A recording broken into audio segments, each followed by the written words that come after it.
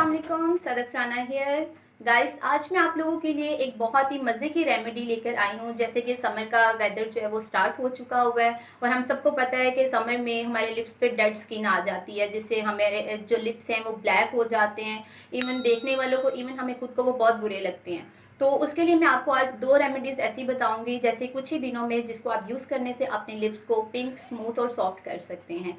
आइए first remedy हम start करते हैं। जी गाइस, हम अपनी फर्स्ट रेमेडी स्टार्ट करते हैं। उसमें हमें क्या चाहिए होगा, उसमें मैं आपको बताती हूँ। फर्स्ट ऑफ ऑल तो हमें चाहिए होगी शुगर, क्योंकि हमने फर्स्ट ऑफ ऑल सबसे पहले कि हमने अपने लिप्स को स्क्रब करना, और स्क्रब आपको पता है शुगर से ज़्यादा अच्छा किसी चीज़ से नहीं हो सकता। इसमें हमें, मैं आपको बताती हूँ, एक हमें टेबल स्पून चाहिए होगा शुगर, और इसमें हमें फ्यू ड्रॉप्स जो हैं वो हमें यूज़ करने हैं आलमंड ऑयल के।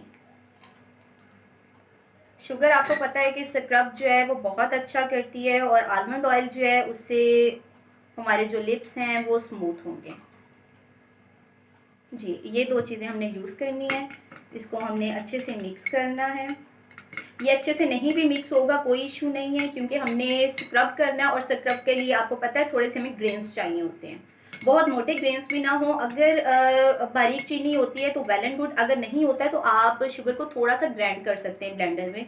उसको ग्राइंड कर लेंगे वो ज़्यादा अच्छा होगा। बहुत मोटे ग्रेन्स भी ना हो। अगर ज़्यादा मोटे ग्रेन्स होंगे तो फिर वो आपके लिप्स पे कट्स भी लग सकते हैं। तो इसलिए आपने इस चीज़ का ध्यान रखना है ताकि आप इसे हर्ट ना हो।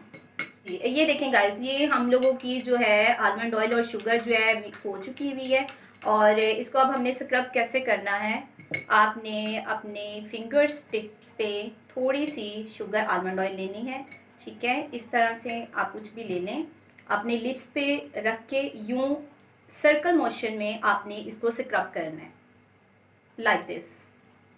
आप इसी तरह से जो है वो स्क्रब करेंगे। शुगर से आपकी जो डेड स्किन है वो रिमूव होगी, और आलमंड ऑयल से जो है वो स्मूथनेस होगी। जब आपको थोड़ा सा ड्राई फील होने लगे तो तब आपने इसको वॉश करना है, उससे पहले आपने इसको वॉश नहीं करना। आपने इसको रिमूव करना, चाहे आप टैप वाटर से उसको रिमूव कर लें, या फिर आप किसी टिश्यू पेपर या कॉटन की मदद से आप इसको रिमूव कर सकते हैं। अच्छा गाइस, अब हम लोग अपनी सेकंड रेमेडी स्टार्ट करते हैं। सेकंड रेमेडी में हमें क्या चाहिए, सेकंड रेमेडी में हमें चाहिए कि 1 टेबल स्पून हमें बटर चाहिए। ठीक है, और 1 टीस्पून जो है हमें हनी चाहिए।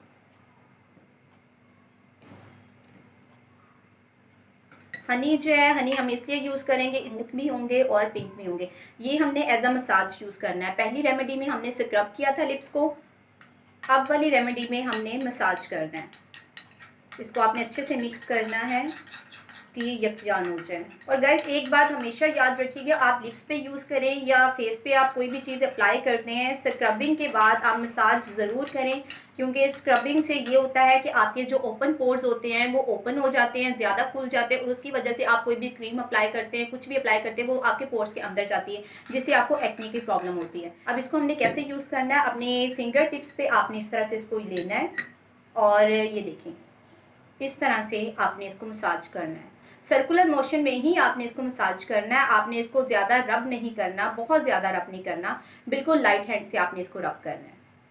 और आपने जो ये लगाना है, इसको आपने 5 to 10 मिनट्स आपने इसका मसाज करना है। उसके बाद आपने इसको 5 से 10 मिनट के लिए मैक्सिमम आपने इसको छोड़ देना है। जब आप छोड़ देंगे तो आप देखेंगे कि हनी और बटर से आपके स्किन जो लिप्स हैं वो बहुत ज़्यादा पिंक हो जाएंगे।